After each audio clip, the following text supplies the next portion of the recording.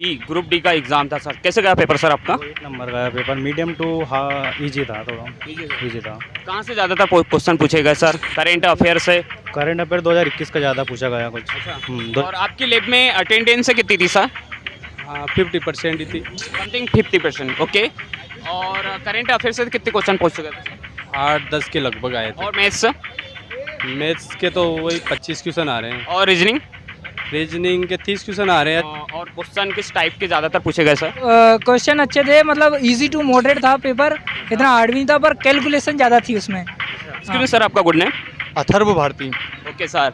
Sir अभी exam दिया sir आपने, कैसे गया पेपर सर आपका? सर मेरा बढ़िया गया। कौन से जोन से फार्म भरे थे सर? भोपाल से भरा था मैंने। और कैटेगरी कौन सी लगती है सर आपकी? ओबीसी।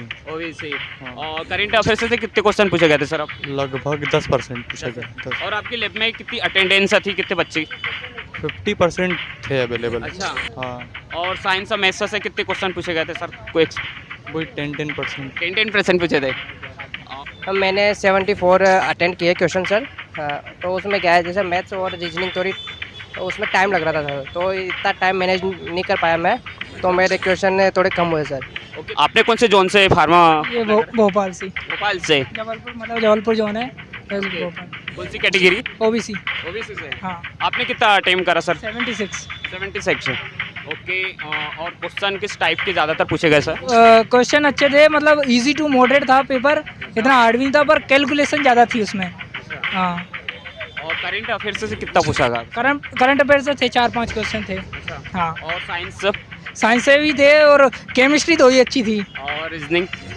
रीजनिंग बढ़िया टाइम टेकिंग थी, रीजनिंग टाइम ज़्यादा ले रही थी, और सिटिंग अरेंजमेंट पजल वगैरह ये थी, तो उनमें टाइम लग रहा था थोड़ा। सर आपकी लैब में कितनी अटेंडेंस थी सर बच्चों की? अटेंडेंस मेरे में तो 50 बच्चों की लैब थी, जिसमें लगभग 5 बच्चे थे। ओनली? हाँ, 5 ही थे हम। मतलब एब्सेंट ज़्यादातर देखने को मिला है। मतलब बहुत कम, ज़्यादा से ज़्यादा 20% उपस्थिति है हमारे उधर तो। Okay, thank you sir. आपका गुड नेम?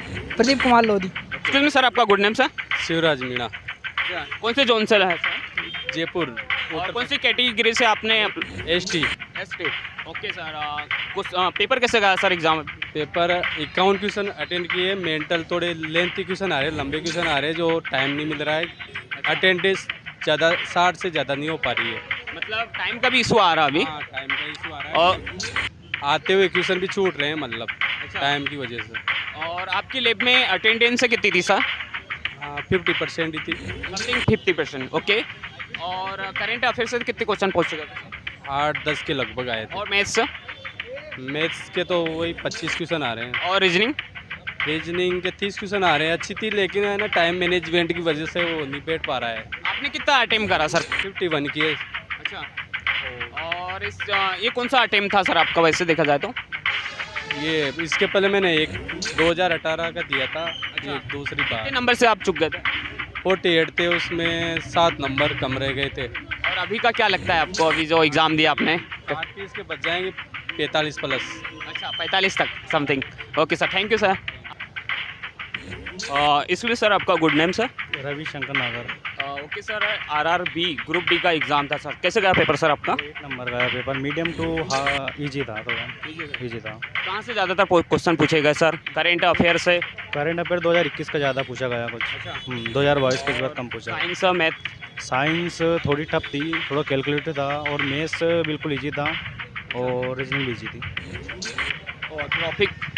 टॉपिक सभी से सबको टच किया थोड़ा आपने थोड़ा। कितना अटेम्प्ट करा सर? 84 अटेंड किया है। ये कौन सा अटेम्प्ट था आपका, फर्स्ट है या सेकंड? नहीं, मेरा जैसे एनटीपीसी है, सारे अटेंड है, वो सारे अटेंड क्लियर है मेरे। लेवल 2, लेवल 3, लेवल 5 और लेवल 6 सब क्लियर है मेरे। अच्छा, ओके सर। कौन सी कैटेगरी से आपने फार्मा अप्लाई करा था? ओबीसी से भरा था। और कौन से जोन से सर? आरआरबी भोपाल।